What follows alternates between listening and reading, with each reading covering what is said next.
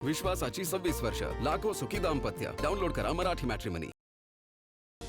छात्रों की गुंज कार्यक्रमासाठी राहुल गांधी पुण्यामध्ये दाखल. हॉटेल शेरटन ग्रँड मध्ये नेते आणि पदाधिकाऱ्यांसोबत बैठक सुरू.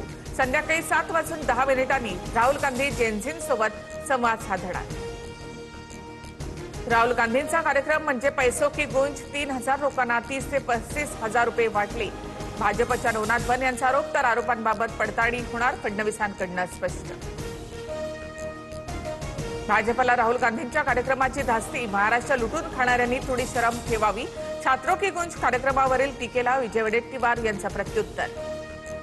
राहुल गांधींच्या छात्रों की गुंज कार्यक्रमाच्या आधी पुण्यामध्ये गोंधळ. अभाविप आणि एनएसयूआय मध्ये जोरदार आडा. या प्रकरणी काँग्रेसच्या 50 ते 60 कार्यकर्त्यांवर गुन्हा दाखल. भाजपा कार्यकर्त्यांकडून वाद निर्माण करण्याचा प्रयत्न. काँग्रेस कार्यकर्त्यांवरील गुन्हे म्हणजे चोर सोडून संन्याशाला फाशी. काँग्रेस प्रदेशाध्यक्ष हर्षवर्धन सपकाळ आक्रमक. पुण्यामध्ये रात्री झालेला राडा हा काँग्रेसचा इव्हेंट. कार्यक्रमाची पार्श्वभूमी तयार करण्यासाठी काँग्रेसचा ठरवून गोंधळ घातला. मुख्यमंत्री फडणवीसांचा आरोप. संध्याकाळी 6 वाजता भाजपची महत्त्वाची बैठक. पंतप्रधान मोदी उपस्थित राहणार. आगामी निवडणुकांच्या रणनीतीबाबत पदाधिकाऱ्यांना कानमंत्र देणार. सूत्रांची माहिती. मुख्यमंत्री फडणवीस उद्या जेनझींसोबत संवाद साधणार. नागपुरातील रेशीमबाग मैदानामध्ये कार्यक्रमाचं आयोजन. जेनझींच्या मनातील प्रश्नांना फडणवीस उत्तर देणार. पक्षातील अंतर्गत वाद मिटवून लोकांसमोरचा काही अडचण असल्यास वरिष्ठांना सांगा. राष्ट्रवादीच्या कोअर कमिटीमधील बैठकीत पार्थ पवारांच्या नेत्यांना सूचना.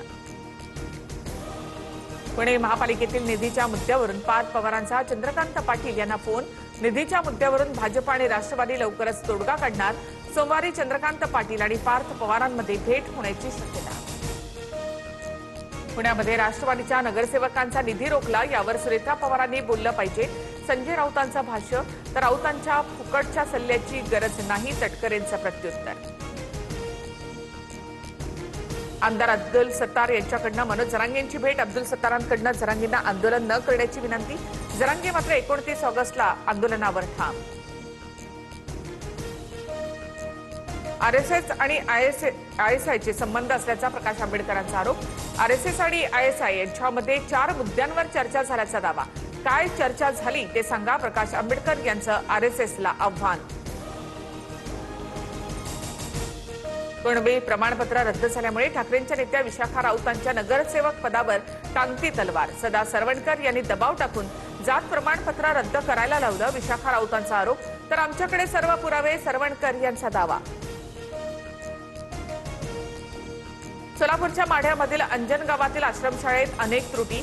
विद्यार्थ्यांची जेवणासह राहण्याची अत्यंत वाईट अवस्था. सदाभाऊ खोत आणि किशोर पाटील यांनी मुख्याध्यापकाला फटकारलं.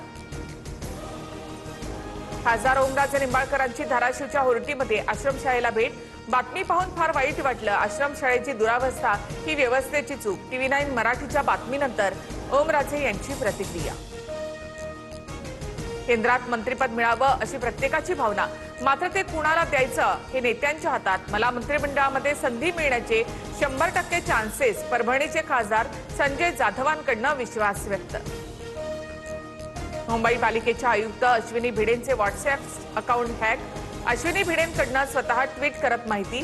पैशांची मागणी करणाऱ्या मेसेजेसकडे दुर्लक्ष करा असं आवाहन. जळगावच्या सराफ बाजारामध्ये सोनं चांदीच्या दरामध्ये मोठी वाढ. सोनं 2,300 तर चांदी 1,000 रुपयांनी महागली. गेल्या 4 दिवसात सोनं 7,800 रुपयांनी महागलं. साखरेचे दर प्रति किलो 75 ते 80 रुपयांवर. गृहिणींचं बजेट कोलमडलं. तर साखरे दर वाढल्यामुळे चहाच्या किमतीमध्ये 5 रुपयांची वाढ.